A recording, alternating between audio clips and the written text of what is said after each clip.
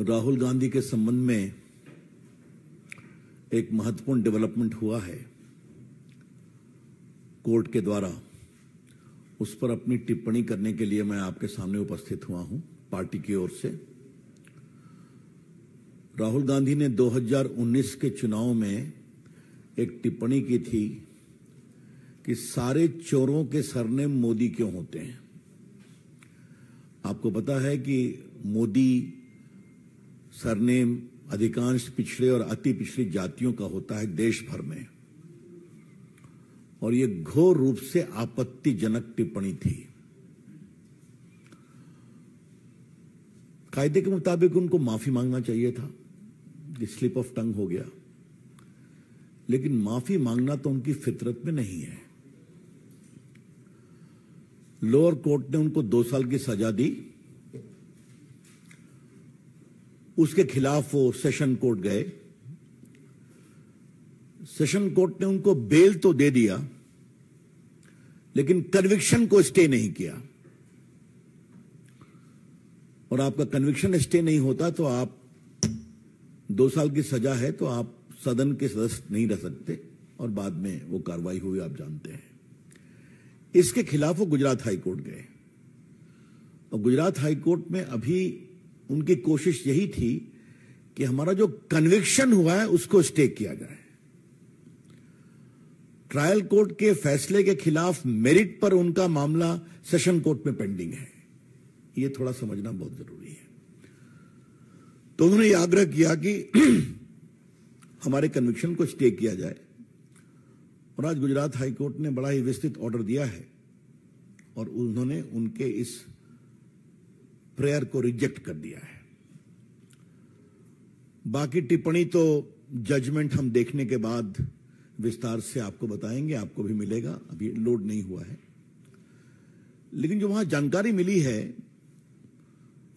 Court ने कहा है इनके खिलाफ लगभग 10 मामले चल रहे हैं, इसलिए कोई रीजनेबल ग्राउंड नहीं है स्टे करने का। जहां तक डिफेमेशन का सवाल है, Rahul Gandhi is a habitual offender. मानहानि के मामले में राहुल गांधी आदतन अपराधी हैं, और यह बात हम बहुत जिम्मेवारी के साथ कहना चाहते हैं। अगर आप उनके पूरे देखें राजनीतिक टिप्पणियों को, तो विदेश में जाके वो भारत के लोकतंत्र का अपमान करते हैं, डिफेम करते हैं, भारत की संस्थाओं का डिफेमेशन करते हैं, चाहे वो इलेक्शन कमीशन हो। अब तो मीडिया को भी डिफेम करते हैं कि आप बिके हुए हैं। और सबसे तो उसका रोचक पक्ष ये हमें मालूम हुआ कि उनकी जो प्रेस थी, एक तथाकथित कांग्रेस का समर्थित पत्रकार को उन्होंने भाजपा का कार्यकर्ता बता दिया। ये आपने लाइव देखा होगा टीवी पर, और कहे तुम कमल छाप का बैज लगा लो, और बाद में यही भी कहा कि तुम्हारी हेकड़ी निकल गई। तो अब तो वो पत्रकारों को भी नहीं छोड़ते हैं। वो जेएनयू जाते हैं और टुकड़े टुकड़े गैंग के साथ खड़े हो जाते हैं। वो सेना के बारे में खून की दलाली की बात करते हैं। अभी मैं भाजपा की बात नहीं कर रहा हूं। इन्होंने राफेल पर देश में चौकीदार मैं बोल नहीं सकता हूं क्या कैंपेन चलाया, और बाद में भारत की जनता ने जबरदस्त जवाब दिया। सुप्रीम कोर्ट ने कहा कि यह बिल्कुल ठीक है, तो उन्होंने सुप्रीम कोर्ट के निर्णय की भी आलोचना की, और जब कंटेम्प्ट शुरू हुआ तो माफी मांगा। संघ से तो लगता है राहुल गांधी इतना नफरत करते हैं कि गांधी के हत्यारे रहे हैं, उसके खिलाफ डिफेमेशन चल रहा है। तो लगभग 7-8 डिफेमेशन केस चल रहा है उनके खिलाफ,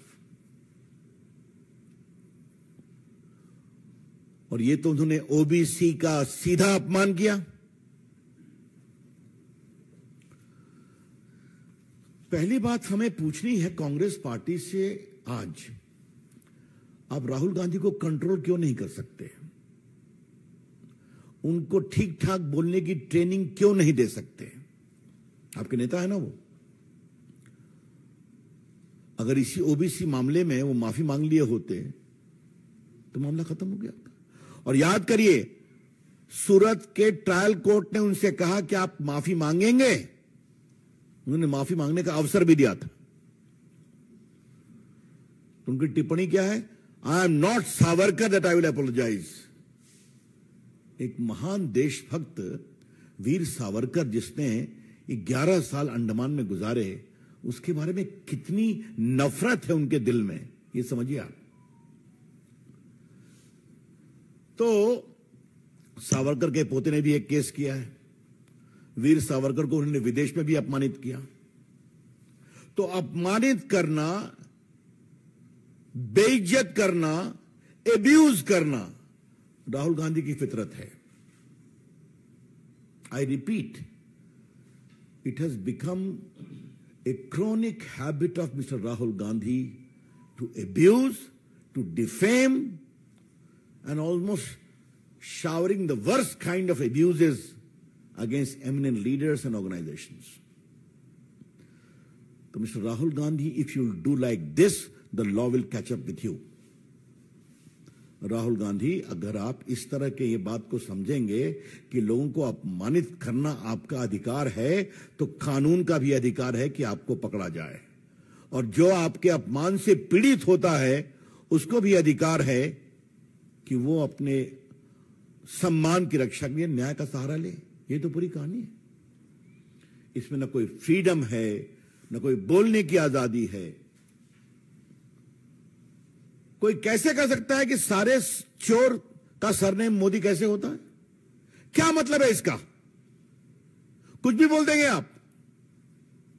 मुझे मालूम है हमारे प्रदेश बिहार में बहुत सारे मोदी उत्तर भारत में अति पिछड़े परिवार से आते हैं, यूपी में आते हैं, गुजरात में आते हैं, देश में बाकी जगह पर हैं। तो you have no control on your tongue कि आप कुछ भी बोल देंगे। और जब आपको कोर्ट ने कहा कि राहुल गांधी जी आप माफी मांगेंगे, तो साहब आप सीधा, मैं सावरकर नहीं हूं कि माफी मांगूंगा।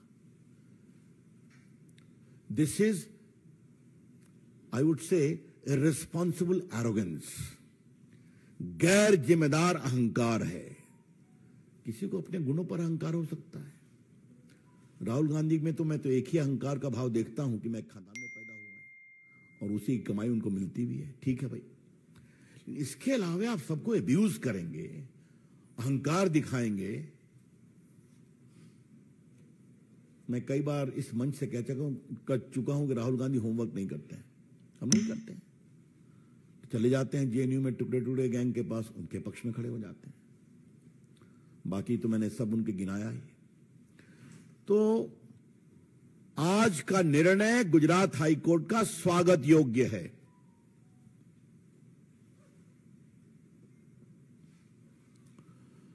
एक मैं और बात कहना चाहता हूं, और ये मैं कानून के छात्र के रूप में कहना चाहता हूं। अभी प्रायोजित टिप्पणियां कांग्रेस की ओर से आएंगी, आ सकती हैं कि इतना हार्श पनिशमेंट क्यों दिया। तो हमारा जवाब है, इतना हार्श ऑफेंस क्यों किया? कोई पहली बार किया क्या? Mr. Rahul Gandhi, your conduct has disentitled you from getting any remission as far as sentence is concerned. Court ने तो आपसे कहा था माफी मांग लीजिए, विषय को खत्म करिए। तो उस पर तो आपने और, तो इसलिए अगर आज 10 केस आपके खिलाफ चल रहे हैं तो चले। तो इसलिए ये निर्णय उचित है। अब वो जाएं, सुप्रीम कोर्ट जाने की मैं खबरें सुन रहा हूं, ठीक, उनका अधिकार है। लेकिन ये जो विधि सम्मत निर्णय आया है, ये उचित निर्णय है। और इसमें राहुल गांधी के सिर्फ यही नहीं, राहुल गांधी के डिफेमेशन के संबंध में पूरे आचरण को भी नोटिस किया गया है। क्योंकि आपको मालूम ही है कि अगर आपके खिलाफ केस होते हैं तो judicial proceeding is a matter of record, वो तो नोट हो सकता है। तो अपनी ओर से मित्रों, मैंने कुछ विषय आपको बताया। कोर्ट ने एक बार कहा है कि राहुल के खिलाफ कम से कम 10 क्रिमिनल केस पेंडिंग है। इसके अलावा उनके खिलाफ कुछ और केस फाइल किए गए हैं। एक तो वीर सावरकर के पोते ने दायर किया है, जो अभी वो हाल में विदेश में उन्होंने उनको टिप्पणी किया। अब कोर्ट ने कहा है कि परिस्थितियों के आलोक में सजा पर रोक लगाने का कोई विषय नहीं बनता है और सूरत के सेशन कोर्ट के आदेश में हस्तक्षेप की आवश्यकता नहीं है। Therefore, the High Court has taken into account the totality of situation and his conduct and said it is not a case fit for a stay of conviction. ये बात मैं आपसे कहना चाहता हूं। बाकी तो